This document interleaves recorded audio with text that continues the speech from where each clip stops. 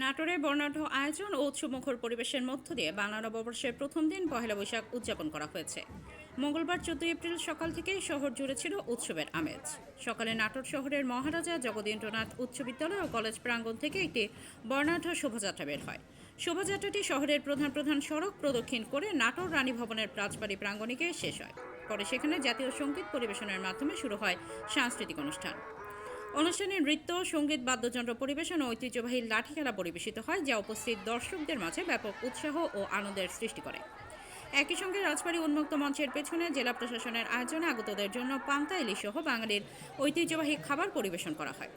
এছাড়াও নাটোর নবাব সিরাজউদ্দৌলা সরকারি কলেজ প্রাঙ্গণেও পহেলা বৈশাখ উপলক্ষে পৃথক সাংস্কৃতিক অনুষ্ঠানের আয়োজন করা হয়। জেলা প্রশাসনের আয়োজিত অনুষ্ঠানে উপস্থিত ছিলেন সমাজ কল্যাণ প্রতিমন্ত্রী ব্যারিস্টার ফারজানা শারমিন পুতুল এমপি, জাতীয় সংসদের whip advocate M Ruhul Quddus Talukdar Dulu MP, জেলা প্রশাসক আসমা শাহিন, অতিরিক্ত জেলা প্রশাসক আবুল হায়াত, অতিরিক্ত পুলিশ সুপার ইফতেখার খায়ের সহ প্রশাসনের ঊর্ধ্বতন কর্মকর্তারা। এছাড়া নলডাঙ্গা সহ জেলার প্রতিটি উপজেলায় দিনব্যাপী নানা কর্মসূচির মাধ্যমে পহেলা বৈশাখ উদযাপন করা হয়েছে। 20 বছর পর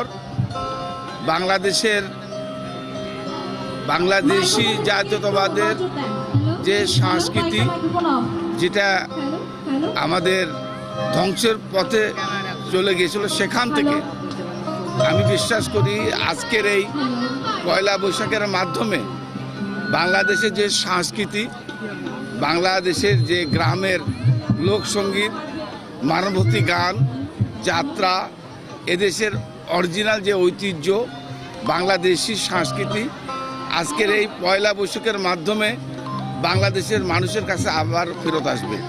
আমি বিশ্বাস করি দীর্ঘ প্রায় 20 বছর পর বাংলাদেশের মানুষ স্বাধীনভাবে নির্ভয়ে এই বৈশাখীর অনুষ্ঠান আজকে করতে যাচ্ছে। আমি নাটোরের রানী ভবানী, নাটোরের বনলতা সেনের সেই সাংস্কৃতিক যে পবিত্র স্থান, আজকের এই অনুষ্ঠানের মাধ্যমে আমরা বিশ্বাস করি বাংলাদেশের মানুষের কাছে বাংলাদেশের সংস্কৃতি আজকের এই অনুষ্ঠানের মাধ্যমে আবার ফেরত আসবে বলে আমি বিশ্বাস করি।